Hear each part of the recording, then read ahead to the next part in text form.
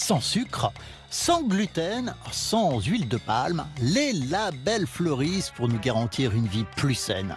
Voici désormais les No Kids, l'argument suprême pour garantir en hôtel, restaurant, train et même au parc Disney, si je vous le jure, la tranquillité et l'épanouissement auquel chaque adulte a le droit. Aujourd'hui, le Jour du Seigneur ouvre le dossier vers un monde sans enfants. Macron avait appelé au réarmement démographique raté. Le taux de natalité en France est en chute libre. Notons au passage que c'est en Corse qu'il est le plus faible, là où le pape en décembre avait cru voir autant d'enfants qu'au Timor oriental. Et il faudra lui faire des fiches à jour la prochaine fois. Nous avons donc désormais les Dinks de revenus pas d'enfants qui affichent à profusion sur les réseaux sociaux le bonheur de sortir au resto, partir sur un coup de tête aux Maldives ou à Méribel sans se prendre la tête pour trouver une babysitter ou un cours à l'ESF. Plus engagés, les Jinx, écolos sans enfants, eux pensent sauver la planète en évitant la surpopulation. On attend de pied ferme les sans enfants et sans retraite. Alors oui, aujourd'hui, pour un individu, envisager d'avoir des enfants peut paraître compliqué, impossible aussi quand la pauvreté se conjugue avec la fragilité familiale, et c'est donc sans doute à la société d'afficher son soutien aux enfants, quitte à mettre un casque anti-bruit dans le TGV. Et c'est notre dossier du jour. Un dossier qui va nous emmener sur un chemin d'espérance avant de vivre la messe. Ce sera dans 30 minutes dans l'un des plus beaux villages de France, en Bourgogne. Bonjour à tous, bienvenue. Bonjour Azilise Lecor. Bonjour. C'est un plaisir de vous recevoir sur le plateau du Jour du Seigneur. Vous êtes journaliste, rédactrice en chef opinion au JDD. Vous êtes l'autrice de ce livre passionnant sur un sujet qui dit beaucoup de notre société, qui dit aussi beaucoup de vous, de votre foi et de votre espérance en l'avenir. L'enfant est l'avenir de l'homme, la réponse d'une mère au mouvement No Kids. On a entendu la définition dans l'éditorial à l'instant, c'est chez Albin Michel. Ce livre, dites-vous, est un plaidoyer en faveur de la vie pour ne pas oublier que toute naissance est un enchantement. Comment est née cette envie d'écrire un livre sur cette démographie en berne, sur ce mouvement No Kids qui n'est pas forcément très réjouissant? Vous êtes mère vous-même. Est-ce que ça a compté dans l'envie d'écrire ce livre? Oui, absolument. En fait, il y avait deux constats pour moi. Le premier, c'était d'entendre chaque année, même chaque trimestre, la baisse de la natalité en France. Je rappelle, elle baisse en continu depuis 10 ans. Et en même temps, dans les médias, et étant journaliste, j'ai été énormément confrontée, j'entendais beaucoup de discours qui venaient nous expliquer qu'il ne fallait plus procréer, alors même qu'on ne procréait plus. Donc je trouvais qu'il y avait quand même un paradoxe, voire une contradiction. Et puis, en effet, l'autre point, c'est qu'il y a eu aussi, je trouve, énormément de discours qui noircissaient la maternité. Alors, je ne dis pas que c'est un chemin de rose, il y a aussi des difficultés, évidemment, mais j'ai été confrontée au moment où moi-même je devenais mère, et ce n'était pas du tout ce que j'avais vécu, ce n'était pas mon expérience, donc j'avais envie de faire entendre une autre voix, raconter simplement ce qu'avait été pour moi cette rencontre avec mes enfants. Une force de vie. Oui, je dirais même que ça donne sens à l'existence. Je veux dire, peut-être que je suis née grâce à mes enfants. Et c'était vraiment pour moi, au travers de ces naissances, une renaissance. Et je crois que l'enfant, à la fois d'un point de vue très intime, personnel, le permet, c'est-à-dire nous donne de devenir à la fois véritablement adulte et de redevenir des enfants, et d'un point de vue politique de la communauté, pour la société, puisque là on parlait évidemment du regard que porte la société aussi sur les enfants, c'est important d'avoir cet individu tout neuf, qui est en fait un individu qui peut révolutionner notre monde. Regardez un chiffre. 50% des Français non parents, mais en âge de procréer, c'est important, ne souhaitent pas avoir d'enfants. Voilà ce que dit cette étude CSA. Comment vous décryptez ce chiffre? Alors moi, d'abord, j'ai fait tout un travail préparatoire qui est une véritable enquête journalistique, où j'ai voulu rencontrer ces gens qui, en fait, de ma génération, c'est-à-dire qui ont moins de 35 ans, et qui correspondent en effet à ces 50% de Français qui déclarent ne pas vouloir d'enfants. Alors, parfois, il y a des arguments, comme on l'a vu, un petit peu vertueux, comme la question écologique, qui est une véritable inquiétude que je ne nie pas du tout, et que je partage d'ailleurs. Mais quand on creusait un peu, finalement, ces arguments vertueux ne tenaient pas. Et il y avait d'autres arguments qui venaient tout de suite. Pour les femmes, une inquiétude, c'est-à-dire de se dire à quel moment, pour ma carrière, il est bon de faire des enfants. Est-ce que ça ne va pas m'empêcher d'évoluer? Et finalement... Et c'est un peu la société, ça, qui... Regarde, la société, ce n'est jamais le bon moment. Donc, exactement. Finalement, ça s'est inversé. L'injonction qu'on pouvait dénoncer avant, c'est-à-dire vous êtes faites, mesdames, pour procréer, moi, je n'ai jamais vécu celle-ci. Et je crois que les jeunes femmes ne le vivent pas du tout. Elles vivent l'inverse aujourd'hui. Ce n'est jamais le bon moment. On fait des études qui sont plus longues et c'est heureux. Mais ensuite, il faut pouvoir débuter fort dans la carrière en étant disponible pour sa boîte.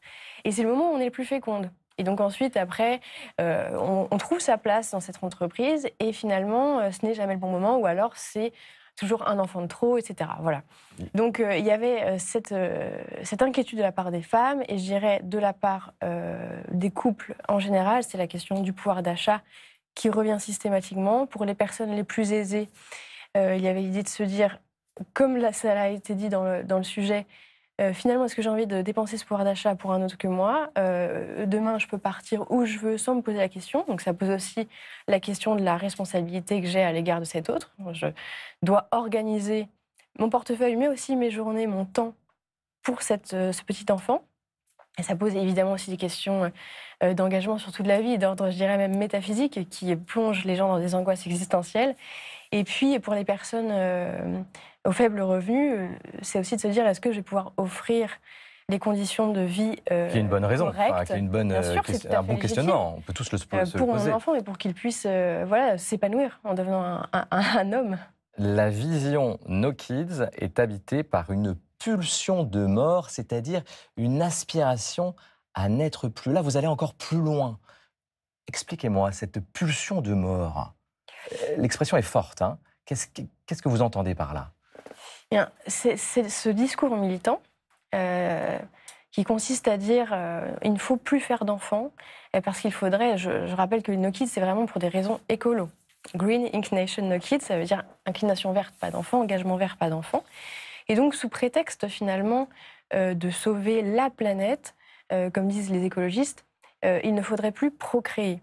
Or, une écologie véritable, et c'est ce que j'essaye d'expliquer dans mon livre, veut protéger la vie sous toutes ses formes, à commencer par la vie humaine. Par la vie elle-même. Absolument. Et pour cela, il faut évidemment qu'on puisse vivre dans un environnement qui est sain, qui est protégé. Mais il faut aussi, non pas sacrifier l'humanité sur l'autel de l'écologisme, mais la protéger et faire en sorte qu'on ne se fasse pas maître et destructeur de la nature, mais qu'on puisse vivre en harmonie avec cela. C'est ce que disait le pape François dans Laudato aussi. La nature sans l'être humain, ça n'a pas de sens.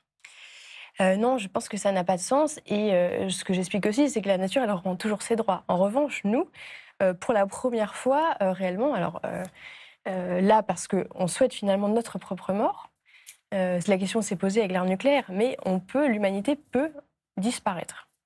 Regardez ce que disait le pape François, c'était à Ajaccio, ça va sûrement vous faire plaisir, lors de sa visite en Corse en décembre dernier. Faites des enfants. Faites deux enfants. Les enfants sont la joie, la consolation à l'avenir. C'est la vérité. La consolation, c'est la vérité. Oui, c'est très beau comme terme de faire le lien entre les enfants et la consolation.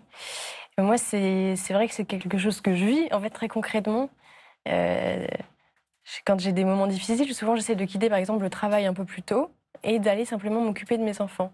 C'est pas un pansement, un enfant, mais c'est simplement quelqu'un qui se déploie dans sa puissance d'être humain devant nous et qui nous rappelle à des joies basiques, banales, et finalement à une poésie, je dirais, qu'on a peut-être oubliée en devenant des adultes un petit peu tristes et ternes. Et ce n'est pas qu'une charge. Et ce n'est pas qu'une charge. Alors c'est une charge concrètement, mais ce n'est pas un fardeau. J'essaie de faire la différence entre les deux. Et on a tendance aujourd'hui à simplement voir finalement le coût d'un enfant sous tous les angles. Azilise, je vous propose maintenant de comprendre les motivations de cette génération No Kids. Pourquoi certaines personnes choisissent-elles de ne pas avoir d'enfants? Nous sommes allés poser la question directement à 3 d'entre elles du côté de Montpellier. Elles ont accepté de nous répondre avec beaucoup de sincérité. Regardez.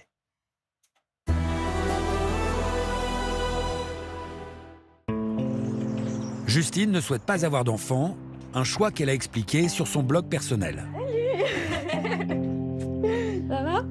Ce matin, elle rencontre Bettina, qui a écrit un livre sur le sujet et en a fait son thème de prédilection sur les réseaux. Une rencontre réconfortante pour Justine. Moi, je connais personne dans mon entourage proche, dans ma famille ou dans mes amis, qui parlent de ce sujet ou qui en ont entendu parler ou en tout cas qui ne veulent pas d'enfants. C'est pas quelque chose de commun. Moi, j'ai jamais voulu d'enfant. Vraiment, en fait, j'en parle avec ma famille, qui est plutôt ouverte d'esprit là-dessus. Et ma mère, quand je lui ai dit que je voulais pas d'enfant, elle m'a dit bah, en vrai, ça m'étonne pas du tout. C'est hyper raccord avec qui tu es. Enfin, le désir d'exploration, d'être hyper dans le mouvement perpétuel. Enfin, quand j'étais petite, je voulais être archéologue ou journaliste reporter de guerre quand même. J'avais 4 ans. C'est dans mon ADN, je pense vraiment je suis non-mère, quoi.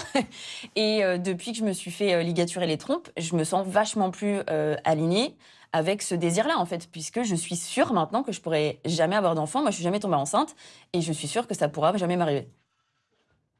Je suis militante écologiste aussi et du coup très éco-anxieuse. Mais si demain, il n'y avait pas de crise climatique, je voudrais quand même pas d'enfant, quoi. Ouais. C'est quand même, là, je pense, le choix le plus responsabilisant d'une vie, mettre au monde un être humain, quand même. La question du désir d'enfant, souvent renvoyée du côté des femmes, concerne de plus en plus les hommes, parfois même très jeunes. Le docteur Fex a vu les demandes de contraception définitive exploser ces dernières années chez les hommes. Donc on est là pour la deuxième consultation de vasectomie, c'est ça? Ouais, c'est ça. La contraception actuelle, c'est le stérilet. On est d'accord, c'est ça? C'est ça. Ouais. 6 paillettes. Alors vous savez... C'est mon souhait de ne pas avoir d'enfant, ouais. C'est ça. Avant déjà de prendre rendez-vous avec le docteur, ça faisait un moment que j'y pense. Et là, en plus, il y a eu les 4 mois de réflexion. Enfin, voilà, quoi. Donc, en fait, autant avoir une contraception dite définitive. Même si, du coup, j'ai fait ma cryoconservation. Donc, si j'en veux plus tard, je pourrais toujours en avoir. Et comme ça, je mets pas la charge mentale sur ma compagne de devoir soit prendre la pilule, soit penser au stérilet, soit... etc. C'est pas un choix égoïste. C'est pas, vous voyez, il pense à sa compagne. Donc les hommes ont pris conscience qu'ils pouvaient participer à cette contraception. Donc là, c'est une contraception qui est extrêmement rassurante pour le couple et notamment pour la femme. Parce que les risques, n'oublions pas, c'est elle qui les assume. Il y a 15 ou 20 ans, quand on voyait des jeunes hommes de moins de 30 ans qui ne voulaient pas d'enfants, on les considérait comme quasi psychiatriques et on les envoyait chez le psychologue et le psychiatre en disant mais c'est pas normal, et a fortiori une femme qui veut pas d'enfant. Puis au jour d'aujourd'hui, je veux dire, fort heureusement, on a dépsychiatrisé le fait de se dire ne pas vouloir d'enfant est un choix comme un autre. C'est un choix comme un autre, le fait de ne pas avoir d'enfant. Qu'est-ce que vous répondez à ce médecin et surtout à ces témoignages qu'on comprend, ces personnes ont des bonnes raisons pour ne pas vouloir d'enfants. Oui, alors moi, mon propos, c'est pas du tout de dire aux gens faites des gosses. C'est pas de. Non, mais c'est important à préciser. Remettre une nouvelle injonction, absolument pas. Mais c'est simplement de dire la maternité, c'est pas que quelque chose de difficile. C'est aussi quelque chose de très beau et qui pose une question par ailleurs politique aussi. Ça ne veut pas dire faites des enfants pour œuvrer au réarmement démographique. Absolument pas. Je pense que ça ne fonctionnerait pas de toute manière et ce n'est pas du tout l'idée. C'est d'abord un acte d'amour, un enfant. C'est 2 personnes qui s'aiment, qui s'unissent. Et puis, il y a un autre qui est le même et qui les continuera en vivant sa propre vie. C'est ça qui est absolument fascinant dans cette aventure-là. C'est le propos de votre livre. Vous parlez vraiment d'amour dans ce livre. L'amour qu'on peut découvrir pour l'enfant, mais l'amour pour soi également. Voilà ce que vous écrivez. Chacun est destiné à cet amour fou qui réinvente sa propre personne. Ça, c'est important. En quoi Moi, je pense que justement, cette découverte, en tout cas de la maternité, ça a été cette découverte aussi de l'amour inconditionnel. C'est de se dire, en effet, je deviens responsable, et c'est ce qu'on entendait dans le sujet, c'est cette crainte. Ah oui, la responsabilité. De se dire, bon, maintenant, c'est pour toute la vie, en fait. J'ai à charge quelqu'un. Et cette jeune génération, elle est là-dedans. C'est-à-dire qu'elle met en avant cette responsabilité-là. Oui. Et de fait, c'est une responsabilité immense et on en prend conscience. En tout cas, quand on est une femme, peut-être dès les premiers moments de cette vie, quand elle jaillit en nous, qu'on sent cet enfant grandir et qu'on n'a plus le droit de boire de l'alcool, qu'on n'a plus le droit de manger ce qu'on veut, etc. On voit déjà qu'on est responsable de cette vie qui est extrêmement fragile. Et quand cet enfant naît, il est dans le dénuement le plus total et on a finalement une possibilité de vie ou de mort sur cet enfant. Donc évidemment, on est responsable et on en prend conscience, mais cette responsabilité, finalement, elle vient en nous de manière très naturelle parce qu'elle est rendue possible par cette force d'amour qui jaillit en même temps et qui, je pense, ne nous quitte jamais. Je suis non-mère, nous dit aussi cette personne dans ce témoignage, dans le reportage. C'est presque dans mon ADN, dit-elle, ou quelque chose de ce genre-là. Comment vous l'entendez, ça ? Alors, c'est quelque chose aussi dont j'ai pris conscience en faisant cette enquête, c'est de rencontrer beaucoup de femmes qui ne le vivaient pas. Alors, la majorité ne repoussait pour des raisons très pratiques cette maternité. Elle sentait jaillir en elle peut-être une envie, quelque chose qui revenait assez cycliquement. Et d'autres, pas du tout. Ce n'était pas quelque chose qu'elle vivait en elle. Elle n'avait pas cet appel du ventre, comme on pourrait l'appeler, que moi j'ai toujours ressenti. Donc en fait, en effet, il y a des vécus extrêmement différents. Différents, mais ça se dissipe pas. De la même manière que certaines ont un instinct maternel et que d'autres n'en ont pas. Et c'est toute la spécificité humaine, c'est qu'on n'est pas de simples animaux. On a ce psychisme qui entre en jeu et donc un rapport qui est évidemment lié à notre propre histoire. C'est pourquoi je ne dis pas aux gens « faites des enfants », parce qu'en fait, pour certains, ce n'est pas souhaitable. Une autre citation, cette fois-ci biblique. « Un enfant nous est né ». Cet enfant, évidemment, c'est l'enfant Jésus. Mais est-ce que dans la maternité, pour vous, il y a une expérience spirituelle ? Vous êtes croyante, catholique. Oui, alors à titre très personnel, justement cette rencontre qu'on peut faire avec son nouveau-né, pour moi ça a été un peu le même sentiment que cette rencontre que j'ai pu faire avec le Christ. C'est quelque chose qui brûle en nous, jaillit en nous d'un seul coup. On a beau s'être préparé de manière très rationnelle, avoir essayé de penser à ce qu'allait être cet enfant en le projetant, de la même manière qu'on peut penser à ce qu'est Dieu. Et puis, un jour, il y a cette rencontre. Et c'est cette rencontre qui chamboule toute notre vie, la bouleverse absolument. Ouais, vous parlez d'un chamboulement. Oui, et c'est ça qui réinvente notre vie, qui nous met en action aussi. Quand on devient chrétien, comme je le suis devenu à 17 ans, il y a évidemment des changements qui opèrent dans notre vie, dans comment est-ce qu'on mène cette existence. Et bien, c'est la même chose quand on est parent. Qu'est-ce qui a changé en vous ? Cette obligation, dans les deux cas, je pense, à être quelqu'un de meilleur et à prendre conscience de l'altérité. Donc finalement, ne plus être au premier plan de mon existence, mais œuvrer d'abord en pensant aussi finalement à la charité en action, ce qui est ultra dur et on en est loin, c'est une épreuve de tous les jours. Mais c'est un autre regard sur vous-même également. Bien sûr, et ça va ensemble.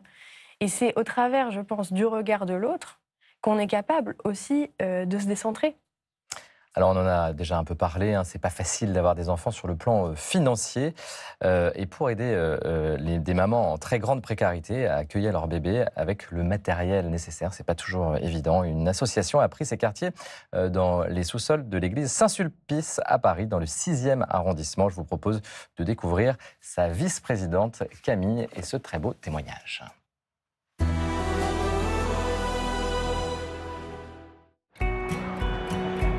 Je suis Camille Bérard de Toledo, j'ai 50 ans et je suis bénévole dans l'association Un Petit Bagage d'Amour depuis 6 ans. Bonjour. Ça va ? Un Petit Bagage d'Amour est une association qui vient en aide aux mamans en très grande précarité. On leur fournit la valise de maternité pour qu'elles puissent partir accoucher en toute sérénité avec tout le matériel nécessaire pour l'après-accouchement. Là, il y a 2 tenues 18 mois. Super. Saint-Sulpice nous a prêté ces 2 endroits dans la crypte. Puis dessous, mettre un legging quand on n'a rien. Là-bas, c'était la réserve où on stocke. Et ici, c'est la salle de préparation des petits bagages d'amour. Quand j'ai rencontré cette association, j'étais maman de 2 petites filles. Je pense que j'avais pris conscience que d'avoir un enfant, ça impliquait beaucoup de choses, et financières, et une grande fragilité quelque part, et en même temps une grande force. C'est ça qui est très contradictoire. Et je me suis dit, quand on avait la chance comme moi d'avoir de l'argent, on arrivait malgré tout ça à être un petit peu fragile. Il y a des femmes qui ont rien, donc elles doivent être encore plus fragiles que moi. Et j'ai trouvé cette cause vraiment importante. Dans un bagage, il y a un paquet de couches, un petit doudou, du sérum fille, biberon. Tous les gens qui sont ici viennent pour une cause, c'est pour l'enfant qui vient au monde, aider à adoucir son arrivée quand la vie n'est pas si facile. Et voilà, les petites chaussures trop mignonnes. C'est l'innocence, c'est la pureté. Ça fait battre mon cœur de maman. Nos bénéficiaires, donc les mamans qui viennent chercher un petit bagage, sont SDF, sans domicile fixe. C'est des mamans, souvent, qui dorment avec leur bébé par terre, dans la rue. Là, il y a tout pour votre petite fille. Ça va? Ça se passe bien? Ça va. Voilà, c'est bon, ça marche. La misère, elle est en France, elle est à Paris, elle est un peu partout. On peut agir, on peut faire des petites choses, on peut donner 1 euro, on peut donner un paquet de couches. Je pense que quand on a envie, on peut toujours trouver 1 heure par-ci, par-là et s'organiser. Allez, bon courage. Au revoir. Au revoir. Oui, il y a le papa.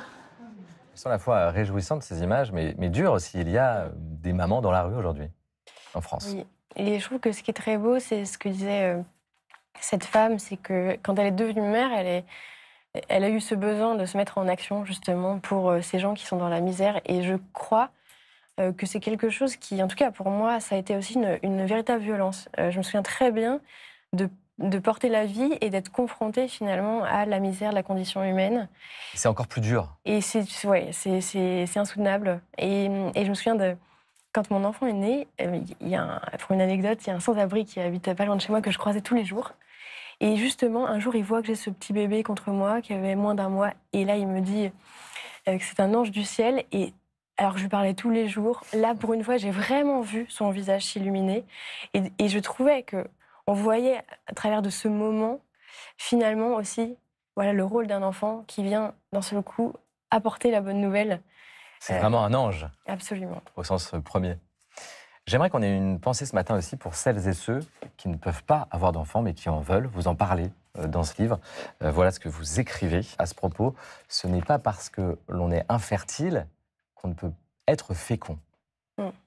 Vous en parlez aussi de ces parents, cette personne qui aimerait être parents mais qui ne peuvent pas et qui voient leurs amis, qui forment un peu un club de parents qui parlent de leurs enfants. Ouais. C'est dur.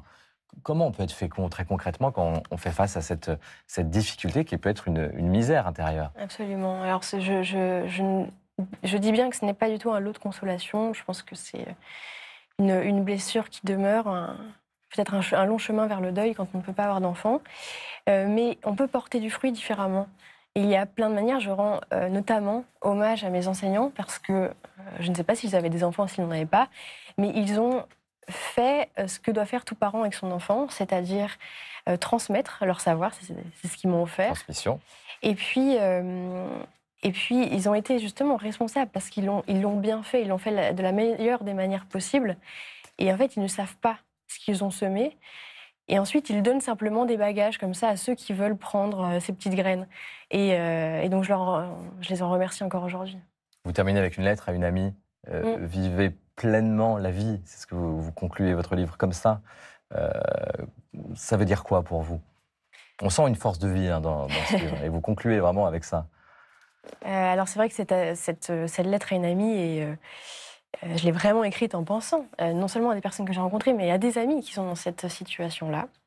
Et j'ai envie de leur dire, juste ne passez pas à côté de votre existence pour des raisons simplement matérielles ou par des craintes. N'ayez pas peur. Et en fait, cet acte de vie, de donner la vie, ça vous donnera une force incroyable. Et au contraire, en fait, je crois vraiment que même, on n'a pas énormément parlé de ça, mais beaucoup ont des blessures intimes et ont peur de ne jamais réussir à les dépasser ou de les reproduire avec leur propre enfant. On écrit chacun sa propre histoire. On n'est pas condamné à revivre les mêmes fautes. On a ses failles, mais on peut écrire une histoire, et la vie est quand même le plus grand cadeau qui soit. Et ça parlera à chacune et à chacun. Et encore une fois, il n'y a pas d'injonction dans votre propos et dans ce livre. Il est temps, Azilise, de passer à la culture. Et la culture, chez nous, c'est Constance de Bonaventure. Bonjour, Constance. Bonjour, David. Bonjour. Quelle joie de vous retrouver. Et c'est de circonstance, vous nous présentez ce matin un essai sur la natalité. Voilà, qui s'appelle « Les balançoires vides », donc un titre très parlant. Ça y est, nous dit l'auteur, l'exception démographique française n'est plus. La France a rejoint ses voisins européens sur la pente de la natalité. On ferme des écoles, on ferme des maternités et on ouvre des EHPAD. Pourtant, nous étions, nous les Français, les seuls à terminer nos comptes ainsi. Ils se marièrent et eurent beaucoup d'enfants. Alors, que s'est-il passé ? S'interroge l'auteur. Il nous rappelle déjà que la France a déjà connu des grandes périodes de dénatalité. Il y a eu 1915 au lendemain de la Première Guerre, 1945 lendemain de la Deuxième Guerre. Aujourd'hui, il y a beaucoup de facteurs, vous les avez évoqués, les moyens financiers, les difficultés à se loger et puis bien sûr les problèmes d'infertilité. Et l'auteur, qui est économiste, va un peu plus loin. Il s'intéresse aux conséquences de cette baisse. Si nous n'avons plus d'enfants, cela remet en cause notre économie et en fait tout notre modèle social. Il va falloir compenser cette absence de main-d'œuvre. Il évoque 3 possibilités, l'immigration, la procréation et la robotisation. La dénatalité, dit-il, est la tendance la plus puissante du moment et pourtant la moins considérée. L'auteur s'alarme et ce sera sans doute l'un des enjeux majeurs de ces prochaines décennies. C'est vraiment un essai passionnant. Les balançoires vides, le piège de la dénatalité, c'est de Maxime Sbailly et c'est publié aux éditions de l'Observatoire. La robotisation, c'est une conséquence étonnante. Azilise. Oui, alors j'ai lu ce livre qui est en effet passionnant. C'est extrêmement inquiétant. Là, on va vraiment vers la déshumanisation de notre société si on pense qu'on peut confier à des robots des tâches. Et on le voit, ça existe déjà. Au Japon, notamment. Et je pense aussi à des grands groupes d'EHPAD qui mettent des robots à la place de personnel soignant parce qu'on en manque. C'est une réalité aussi. Et il n'y a pas évidemment ce lien qui permet de faire en sorte qu'on vive ensemble en tant qu'être humain, dans la dignité de sa vie humaine jusqu'à la fin de notre existence. Et c'est pas de la science-fiction, on y est déjà. Constance, on poursuit avec une exposition qui vient de démarrer au Mans. Oui, sage comme une image. C'est l'enfance dans l'œil des artistes entre 1790 et 1850. Alors, comment les enfants étaient-ils représentés dans la société française à cette époque? C'est une époque où il y avait un regain d'intérêt assez vif pour les enfants. C'est la période, par exemple, où il publiait le roman Paul et Virginie. C'est le premier roman dont les enfants sont des héros. Alors, le musée d'ETC, qui est le musée des Beaux-Arts du Mans, a réuni donc une centaine d'œuvres. Il y en a 29 qui viennent du Louvre. Il y a aussi beaucoup de grands noms de l'époque, Delacroix, Géricault, que vous voyez à l'image, Ingres, Corot. Et donc, à travers ces œuvres, on découvre les différents visages de cette enfance du 19e. Donc, on a beaucoup d'enfants qui sont politisés. Je vous rappelle qu'on est au lendemain de la Révolution de 1789, des enfants rois, sans oublier bien sûr les orphelins, et puis les enfants qui travaillent, qui sont très nombreux à cette époque, et les écoliers. Et on apprend beaucoup de choses sur cette société française grâce à ces œuvres d'art. À partir de 7-8 ans, on voit que les enfants sont de plus en plus pris en charge par leur père, ce qui est un phénomène assez nouveau à cette époque. Regardez, là, on voit un papa qui pose sur cette peinture avec ses enfants. Et puis, ces œuvres nous racontent aussi que l'arrivée du premier enfant est un événement extrêmement important au sein d'un foyer, à tel point que les femmes les plus aisées n'hésitent pas à se faire tirer le portrait ou à se représenter en sculpture pour marquer cette occasion.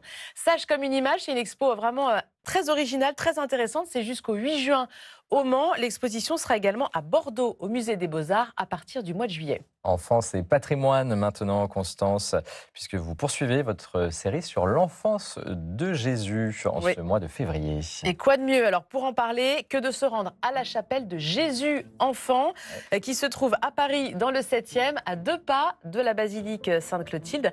On appelle également cette chapelle la chapelle des catéchismes. Alors elle a un style tout à fait étonnant. Elle a été construite au 19e, dans le style néo-gothique anglais.